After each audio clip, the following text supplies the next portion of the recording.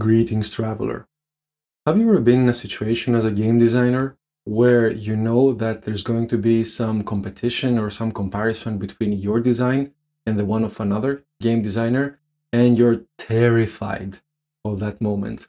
It's the most horrible feeling in the world, knowing that when these two designs are compared, the other designer's is going to be better and yours is going to be worse. The other guy is going to win and you're going to lose. I have definitely experienced this in my career, and I was dreading that emotion. But looking a little bit deeper into it and with experience, I found a way to love and welcome this emotion and understand that this situation is there to make me better, not worse. And I'm going to share how. My name is Santos. I've been working in the games industry for over 13 years now. And even before, when it was just talking about normal Dungeons and Dragons campaigns and my scenarios and my game design and so on, I would dread to find out what other people were doing in their campaigns. Or if I had a player who had played with another dungeon master, I was scared that their experience with the other dungeon master would be better than the one I would be providing. Any sort of comparison was horrible, and the same continued when I started working as a game designer. I would dread looking at the documents of other game designers because they might be better than mine. And in cases when we were asked, or multiple designers, to design one feature and then our designs would be compared to see which one we're going to go with, that would be hell for me. That was essentially the hard mode. That was when I was feeling that all the effort that I'm putting into this is detracting from my final result instead of helping it. And thinking this way never basically had any good results for me. Instead of trying to think of ways to improve my design, I would spend time and emotional energy, or whatever you want to call that, worrying about other people having better designs than me, rather than trying to improve what I already was working on. So that's the hard mode, but the more interesting one is the easy mode, where instead of worrying and trying to think about what the others are doing and what ideas they're putting into their design and how they're making them better than mine, step one was not doing that. So by simply not doing that, I had more time.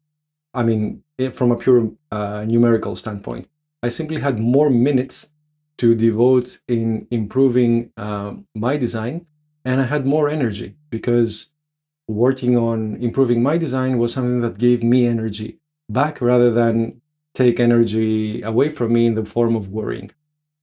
That was step one. Step two was that when I realized that comparison is actually an excellent environment for me to learn, that really had a profound effect on how I saw these situations, and it completely turned around the way I was perceiving them, and it immediately vanquished this fear that I had of the comparison. What am I talking about? So let's say that both me and another game designer had the task of designing, let's say, a feature for the combat of a game. And because of the limited resources of the team wouldn't be able to implement both. They would have to pick one. So the time would come where the other designer would present his work and I would present my work, and then somebody would have to decide which one to go with. And the decision here is really not the point. Let me explain. So before getting to the decision of which one is better and which one the team will use, I got to experience the other game designer's presentation. And regardless of whether it was actually better or worse than mine, I could see how he would think about the same idea, which point he would approach that idea, and what were the good points of his approach and his design and his creative part. And simply by observing those, even if the idea was actually worse than mine and mine would go on to get selected, that was not the growth part. The growth part for me, for my skill in game design, was to observe the things he did well and try to learn from them as much as possible and incorporate them to my design. So why is this better? Why did this help me get over my fear? It was because that I realized that in the long run, and in the short run actually, if I would take this approach of seeing it as an opportunity to learn rather than dreading the moment when, let's say, his design would prove to be better than mine, I would raise my skill. So at every possible turn, I would raise my skill at game design.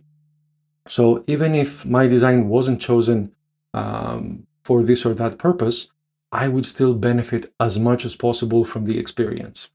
And because I was actively pursuing these opportunities, I would, as a matter of fact, do get ahead than other game designers that I was working together with, because perhaps they were crippled by their fear of comparison while I found a way to work through it. And to address the issue of whose idea is going to get selected in the end and why that is meaningless, is because our jobs as game designers is to make the game as good as possible. That is our highest purpose. That is our most important responsibility. So if we can participate in a process that achieves that, even through the design of another game designer, we have done the best we can for the game. And perhaps our idea is not selected and somebody else's is selected, but perhaps we can offer a couple of improvement suggestions to that idea.